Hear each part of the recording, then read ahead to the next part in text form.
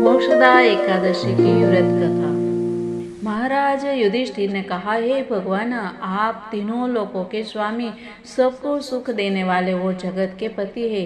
मैं आपको नमस्कार करता हूँ। हे देव, आप सबके हितैषी है, अतः मेरे संशय को दूर कर मुझे बताइए कि मार्गशीर्ष एकादशी का क्या नाम है। उस दिन कौन से देवता का पूजन किया जाता है और उसकी क्या विधि है, कृपया मुझे बताइए। भक्तवत्सल भगवान श्री कृष्ण कहने लगे कि धर्मराज, तुमने बड़ा ही उत्तम प्रश्न किया है। इसके सुनने से तुम्हारा यश संसार में फैलेगा। मार्गशीर्ष शुक्ल एकादशी अनेक पापों को नष्ट करने वाली है। इसका नाम मोक्षदा एकादशी है। इस दिन दामोदर भगवान की धूप दीप नैवेद्य आदि से भक्ति पूर्वक पूजा करनी चाहिए। अब इस विषय में एक पुराण की कथा है। गोकुल नाम के नगर में वैखानस नामक राजा राज्य करता था।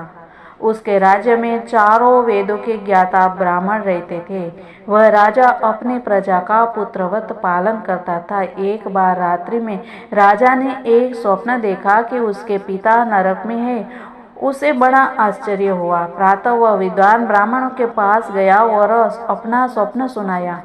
कहा, मैंने अपने पिता को नरक में कष्ट उठाते देखा है। उन्होंने मुझसे कहा कि हे पुत्र, मैं नरक में पड़ा हूँ, यहाँ से तुम मुझे मुक्त कराओ। जब से मैंने ये वचन सुने हैं तब से मैं बहुत बेचैन हूँ। चित्त में बड़ी अशांति हो रही है। मुझे इस राज्य, धन, पुत्र, स्त्री, हाथी, घोड़े आदि में कुछ भी सुख प्रतीत नहीं होता। क्या करूं?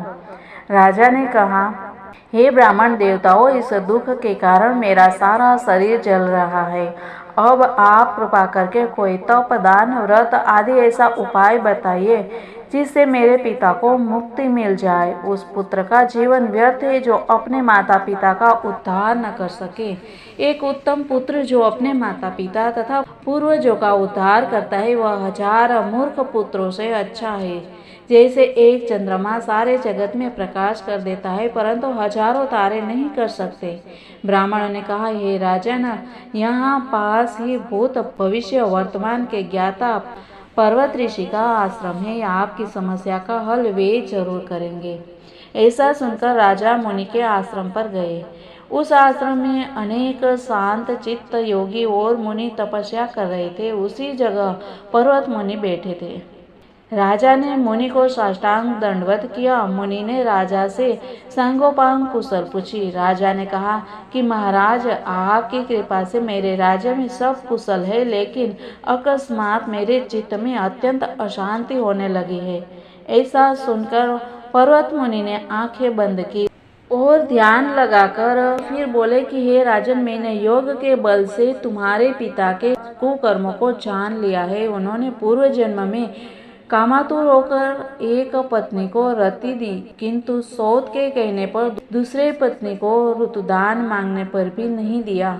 उसी पाप कर्म के कारण तुम्हारे पिता को नरक में जाना पड़ा। तब राजा ने कहा, इसका कोई उपाय बताइए। मुनि बोले, हे राजन, आप मार्गशीर्ष एकादशी का उपवास करें और उस उपवास के पुण्य को अपने पिता को संकल्प कर दे। इसके प्रभाव से आपके पिता के अवश्य नरक से मुक्ति होगी।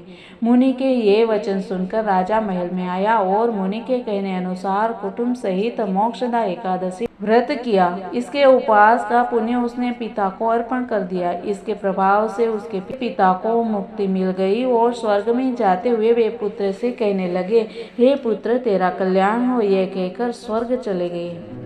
मार्गशीर्ष मास के शुक्ल पक्ष की मोक्षदा एकादशी का जो व्रत करते हैं, उनके समस्त पाप नष्ट हो जाते हैं। इस व्रत से बढ़कर मोक्ष देने वाला और कोई व्रत नहीं है। इस कथा को पढ़ने या सुनने से वाजपेयी यज्ञ का फल मिलता है। यह व्रत मोक्ष देने वाला तथा चिंतामणि के समान सब कामनाएं पूर्ण करने वाला है।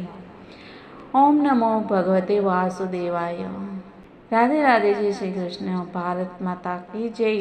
सनातन धर्म की जय।